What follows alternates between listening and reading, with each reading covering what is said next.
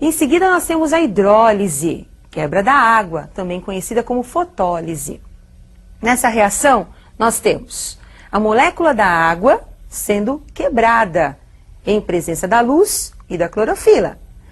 Essa quebra da molécula da água, essa ionização do hidrogênio, faz com que ocorra a formação de um composto conhecido como NADPH2.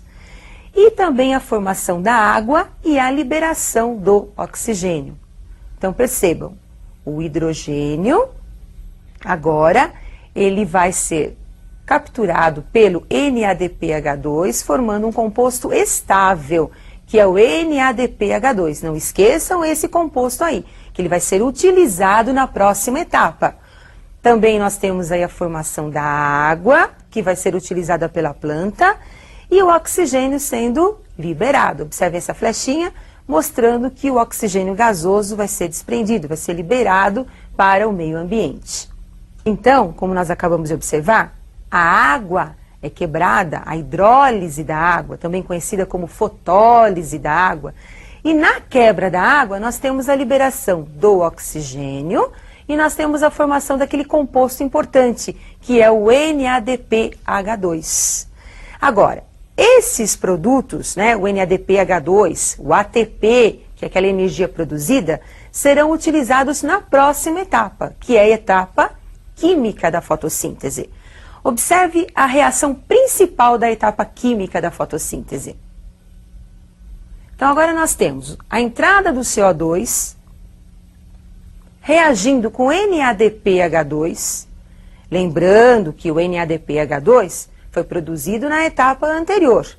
E de onde que veio esse oxigênio? Esse oxigênio foi absorvido pela planta, também através das folhas, através dos estômatos, que é uma estrutura presente na folha que nós vamos conversar nas próximas aulas. E para ocorrer a reação, eu preciso da energia. Como essa etapa é escura, eu não tenho a luz, mas eu tenho a fonte energética, que é o ATP. Então o ATP desprende energia, liberando essa energia para a reação, formando novamente um composto que é o ADP mais o PI. E a reação do CO2 mais o NADPH2 dá origem ao carboidrato, que vocês estão observando, que é o CH2O, mais a água, e o NADP agora fica livre, né, para a próxima reação. Lembrando que CH2O é a fórmula simplificada dos carboidratos. Se nós multiplicarmos aí por 6, nós vamos ter a formação da glicose, que é C6H12O6. Então, como nós acabamos de observar, o carboidrato produzido, que pode ser uma glicose, e que posteriormente vai ser transformada em outras substâncias necessárias à vida da planta, passa por um processo mais complexo, né, de desenvolvimento, que nós vamos ver posteriormente. Hoje, o que você tem que lembrar, que é muito importante, que cai muito no vestibular, é o seguinte: a água é quebrada, libera oxigênio. O hidrogênio fica livre, então ele reage com o NADPH2, formando um composto que vai ser utilizado na próxima etapa, na etapa escura. Como eu não tenho luz, a fonte energética para a etapa escura é o ATP. Agora, eu sei que isso é muito complexo, complicado, e por isso eu preparei uma tabela resumindo as principais etapas e as principais reações da fotossíntese. Essa tabela você não pode esquecer. Observe. Etapa fotoquímica. Então nós temos a hidrólise, formação do NADPH2 e do ATP. Lembrando que o ATP é uma fonte energética importante para a próxima reação. E o NADPH2 também é uma fonte energética. Nós temos aí a liberação do oxigênio, que posteriormente será muito utilizado pelo vegetal na sua respiração e também será utilizado pelos animais no processo respiratório.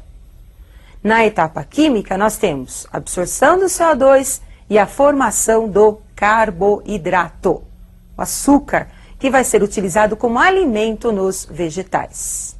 Então, a fotossíntese é importante para o vegetal, porque produz o seu alimento, libera o oxigênio, que vai ser utilizado na respiração. Mas para os animais também a fotossíntese é importante, porque é fonte de alimento. Então, aquele fruto delicioso que nós ingerimos tem o açúcar que foi produzido pela planta na fotossíntese. Agora, vamos voltar à pergunta inicial. Como é que a fotossíntese interfere na produção do petróleo? Então, nós temos o CO2 atmosférico sendo transformado em matéria orgânica vegetal através da fotossíntese. Lembrando que o vegetal também libera CO2 através da respiração. A matéria orgânica vegetal serve de nutrição para o animal, então transformando aquele carbono em matéria orgânica animal. Com a morte do vegetal e a morte do animal, esses restos orgânicos dos animais e dos vegetais serão transformados. Os restos orgânicos vegetais e animais serão transformados através da decomposição em CO2 atmosférico pelos decompositores. E também serão transformados em combustíveis fósseis, que também através da combustão vai estar liberando o CO2 atmosférico. Então, aquele CO2 utilizado pela planta para produzir os compostos orgânicos vai ser transformado através do processo de decomposição em combustível fóssil, que é o petróleo que nós utilizamos tanto no nosso dia a dia. Muito bem, e eu aguardo vocês para a nossa próxima aula, pessoal. Até mais!